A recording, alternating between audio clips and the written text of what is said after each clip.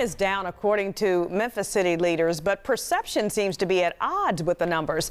It doesn't help when high-profile people have dissed the city for its crime.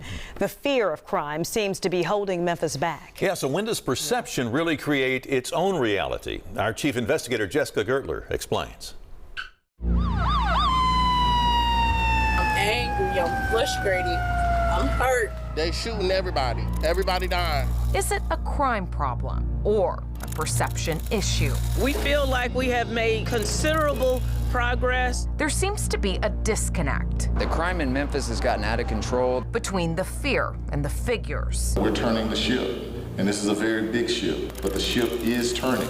As of this week, the city of Memphis reports overall crime is down nearly 16% compared to the same time last year. And just in downtown, it's decreased nearly 32%. But how do you convince someone, especially a victim of crime or someone who knows the victim, that Memphis is safer? Some people are saying that if you can stop the crime, that perception will change. Is it as simple as that?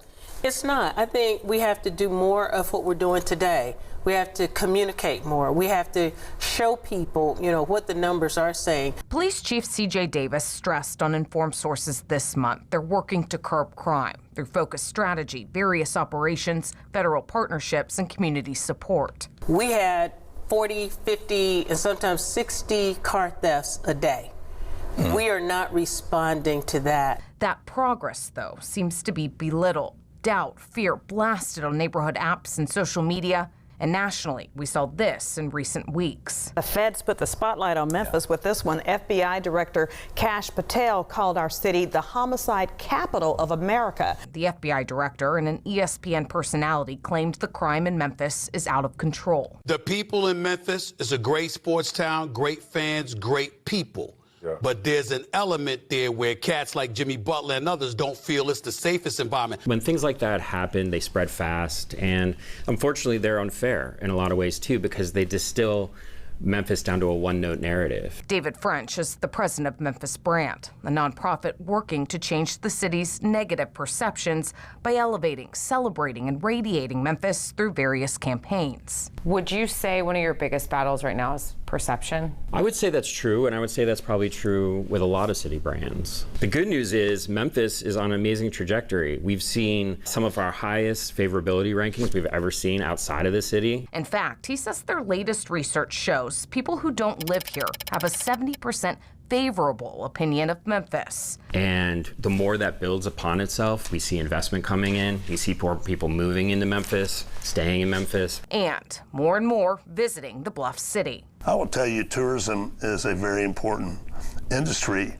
Not only does it support over 40,000 jobs here in Memphis and Shelby County, but it generates over $200 million in taxes. Memphis Tourism President and CEO Kevin Kane says the hospitality industry has been flat since mid-2023, but he doesn't blame crime or fear of crime. Our challenges in hospitality have been economic. Like less people working remote means the length of the trip got shorter.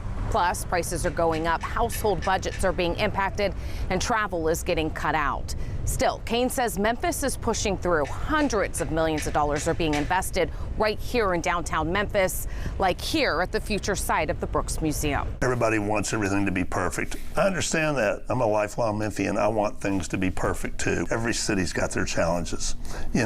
Crime has been up, statistically speaking, since COVID has gone up nationwide. Negative perceptions, accurate or not, can have a huge impact on a city. Studies show when people feel less safe than what actual crime stats indicate, it can impact civic pride, deter investment, and create division. Memphis is among other cities now battling real problems and their reputation. New York City, Portland, and Chicago among those now pushing plans to get more people back into their downtowns with the belief it'll feel safer with more people there. And I say it, with a lot of love and care, but I believe right now Memphians, in fact, can be the biggest obstacle to our city's success. French and other city leaders admit this reputation didn't happen overnight. and will take time to overcome. We've seen a lot of Memphians rally around their city, and that's great. We need to see more of that. For every negative story you read, I challenge you to read a positive one. They're all happening every single day. Investigating for News Leader Jessica Gertler, WREG News Channel 3. And you bet we're trying to share those as well. In the meantime, French says their latest research shows that around 15% more Memphians believe the city is or is becoming a great place to live and work. By the way, for more information about the work the Memphis Brand is doing and the city's latest crime data, just go to our website, WREG.com, and click on this story.